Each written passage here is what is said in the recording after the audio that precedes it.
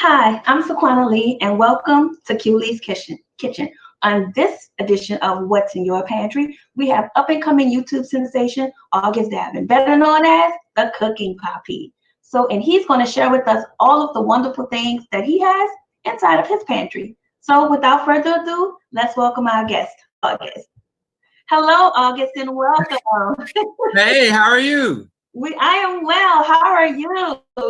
I'm doing good. It's good to see you, my brother. Good to see you too. Thank you. Thank you. First of all, I just want to say again, thank you for joining us here in Lee's Kitchen. And you started the Cooking Papi. It's a wonderful YouTube channel. I've actually been able to check out some of your recipes. So why don't you tell us a little bit about what was your inspiration behind that, and tell us a little bit about yourself as well. Sure. Well, the Cooking Papi is something that has been long in the works since I was little, because like some of my earliest memories with my mom and my grandparents was them putting a stool next to the stove so I could reach the pot to stir it or to throw in a seasoning or something. So I've always been cooking since I was little. And I've been learning a lot of different recipes because my mom's side of the family is half Cajun, half Mexican. And my dad's side of the family is French Creole.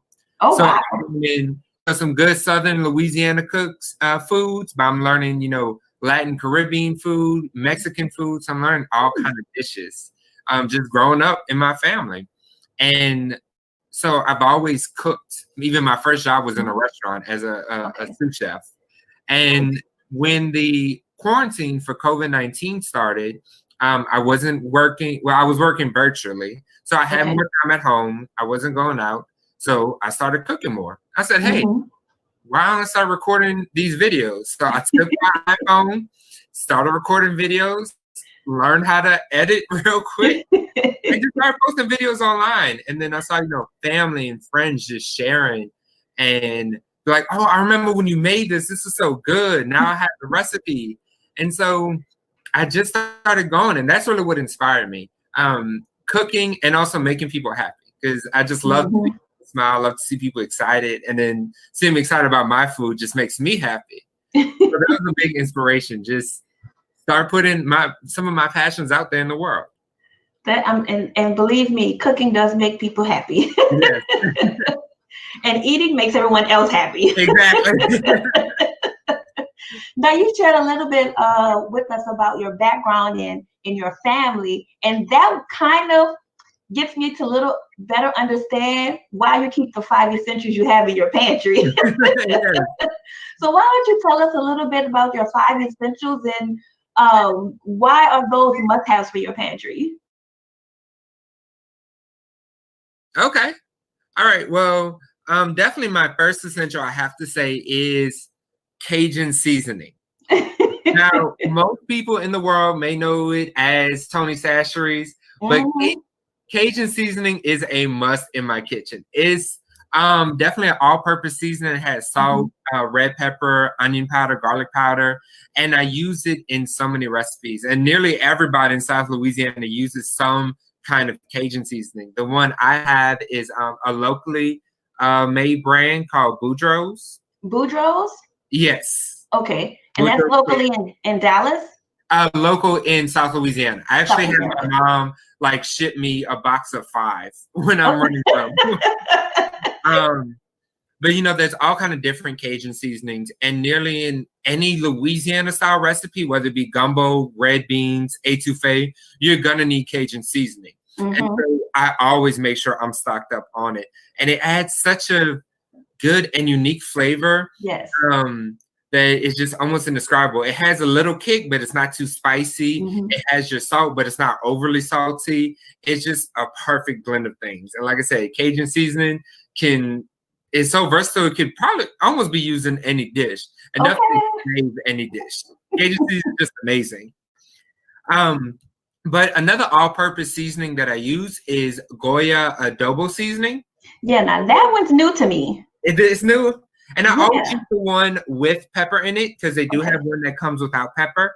But Goya, very similar to Cajun seasoning. It has salt, garlic, but it also has turmeric, which is something different from Cajun seasoning. And then in some, Goya also has an adobo blend that comes with cumin. Okay. Adobo is really good because it's all-purpose seasoning, so you can use it with a lot of different recipes. But it is leans a little bit towards more that Latin American flavor. Okay. So if I'm making things like fajitas, guisado, ropa vieja, I'll always start seasoning off with adobo. It's always my go-to seasoning for any type of Latin American dishes. Like I said, just a good general seasoning, a seasonal, if you will, and can be used in a lot of other recipes too. So let's say you're running low on Cajun seasoning, but you could find some adobo, use adobo. But like I said, I always get the one with pepper. They have some without pepper, some with cumin, some with no salt. So, whatever you can find is going to be best for you. Adobo, you can always find it in most grocery stores in their Latin America or their international aisle. Okay. Now, another seasoning, though, that really, really kicks up that Latin American flavor is also by Goya, but it's called Sazon Goya. Now, sazon is amazing. And this is for many Latin American dishes, this is a secret ingredient. Oh. Now, sazon actually comes in these little packs. Okay. But the seasoning is very strong. So, like, one pack can be good for about 4 people. Okay. Now, what would be one of those specialty dishes you would use that in? I use it in beans. Okay. And so, like, if I'm making red beans, especially if it's red beans out of a can, like if I'm doing something quick and I want that Latin American taste, I'll just rip open a pack and put that in there. The culantro and the achote that's in there are traditional Latin American cooking and packs a real big punch, very strong seasonings. And so it can take a plain can of red beans or pink beans and kick it up such a notch and add so much flavor with that one little packet. I also use it for Spanish rices. So if I'm just making arroz rojo, sopa de arroz, or arroz con pollo, I'll put that in the dish too. And like I said, it adds just so much flavor into it. So, now, is that also in the local grocery stores? Yes, it should be in most local grocery stores in the international aisle. Okay. And just like the adobo, the sazon comes in different flavors. They have some with tomato, some with tomato and onions, but I always use the ones with culantro y achote, like I said, which are 2 Latin American spices that pack such a punch. I always use it in my stewed chicken recipe. That's like a required seasoning that I have to use when I make that recipe. And that's the recipe that people most often ask for me to make. So sazon Goya is definitely a staple. Like, I can't cook if I don't have sazon Goya. Another thing, this is actually a home blend that I make. It is called sofrito. Okay. Now, here you see it frozen in a little cube, but sofrito, very much like Louisiana's Holy Trinity, it is a blend of onions, garlic, peppers, and cilantro and culantro. And I just blend all those ingredients up in a food processor, and it makes a seasoning blend that you can add to almost any dish. Beans, soup, stews, rice, and kicks up such a notch. It gives like a slight hint of cilantro flavor, but it's not overbearing. And then it adds your onion, your pepper, your garlic, all in that one stop. And so it's just an amazing way to add some fresh taste into any dish that you have. Now, how do you get into that little cube? Do you use like a silicone freezer thingy? Yeah, that's exactly what I use. I'll use a silicone ice tray, actually. Because usually when I make sofrito, I make such a big batch, which is very cheap to make. Like, I could spend $3 on getting the onions, peppers, and herbs and make a big batch, enough to fill up like 2 ice trays. And so to prevent it from going bad, because it will last in the fridge for about a week before, those herbs start to wilt. So to prevent it from going bad, I put in the ice tray, stick in the freezer, and then just save them in a freezer bag. So they're always ready, always there when I need them. And like I said, for any dish, it just adds that pop of fresh taste to it. And also it adds a good color too, because you have all your greens in there. It's just very nice and just packs a bunch of flavor. Now help me to say the name again. Sofrita. Sofrito. Sofrito. Yes. Also, um, Goya does make a brand of canned sofrito. It comes in a glass jar, and they have sofrito, which is all the ingredients I just said with tomatoes in it. And then they also have another blend called Recao, which is going to look similar to this, just a green blend of it. Okay. And you'll find that right next to the adobo and the sazon in the international aisle. But I just like to use freshly made. I like to cook with fresh ingredients, and I also like to cook with reducing my salt. And since it is canned, there is going to be extra sodium in that canned sofrito, and so I always try to make it fresh. Good healthy tip on that one too. Yes. And then speaking of no salt, one thing I will always have in my pantry is beans. Now, I have fresh beans, like what you see here, and I will cook them in a slow cooker or Instapot. And I usually, since it's just me and my fiance, I'll cook them like half a pound at a time, using the sofrito, the adobo, the Cajun seasoning, the sazon Goya, whatever kind of flavor I'm going for with that particular dish. But every once in a while, I will resort to using canned beans if I want something a little quicker. And the way I doctor up canned beans to kind of pump up the taste is by using one. I always use sofrito because that is going to help add that fresh taste to it. Like you won't even know that it came out of the can. And then if I'm doing like red beans and I want that Louisiana flavor, I'll use that Cajun seasoning. Or, you know, if I want the Latin flavor, I'll use the sazon de adobo. Anytime, though, I do buy canned beans, you can see low sodium. Yes. Always buy low sodium. And that way I feel like, okay, maybe this needs a little bit more salt. I can always add some. But, you know, you can never take out seasoning. And so those are my pantry essentials. Anytime you come to my house, anytime I'm cooking a meal, you're going to find these things. You know, I always buy extra, so I'm never running low. So I always have them to make sure I have them because I cannot cook without the Cajun seasoning, adobo, sazon, sofrito, and beans. Growing up in a Latin family, we had beans all the time. If there was never something to eat, there was beans. Beans were either the side, sometimes they were the main meal. My mama would fix some rice, we throw some leftover beans on top of that.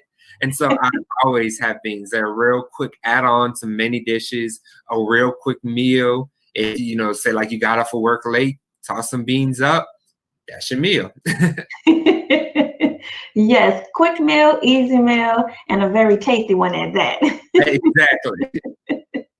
Now, with all of those seasonings and your essentials that you've shown us, you have some really good basis for a lot of recipes that you do. And I must say, I loved your curry recipe that you did on your channel the other day. I've got to try that one. Well, thank you.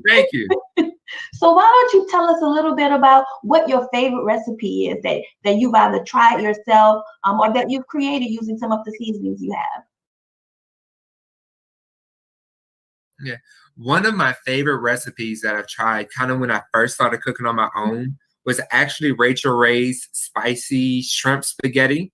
Oh. It was a really quick and simple recipe that she made. And I doctored it up a little bit to add to my taste. But, you know, she made spaghetti noodles, sauteed some shrimp.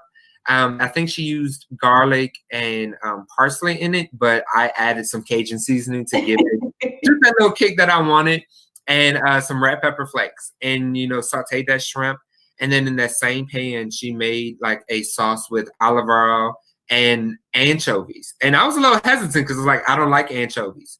But she was insistent that you try it because when you heat it up and cook anchovies, it breaks down and it does change the flavor. So I tried it out and it was so good. And, you know, the anchovy broke down. I didn't even realize that they were in there. And so that was a delicious meal. She had a lot of garlic in it too. And I'm a fan of garlic. So it was just so delicious and so easy to make. I actually made that meal when I was living in the dorms at my university. We had like a community kitchen. And so that's just, I think that is a testament to how easy it is to make, because limited small kitchen with like only one stove, but I was still able to make it. All my friends love it. And I love to revisit the recipe now. Nice, nice. Now, I read it, had the opportunity to look at it, but I'm gonna have to make the vegetarian version. Oh yeah, definitely. I did make a veggie version with portobello mushrooms. Oh, Because I was never vegan or vegetarian, but I was pescatarian for a while. okay. But I do like to play around with veggie meals. And so I was like, I want to make the pasta, but let me make it veggie. I had no idea what I could use as a substitute for shrimp.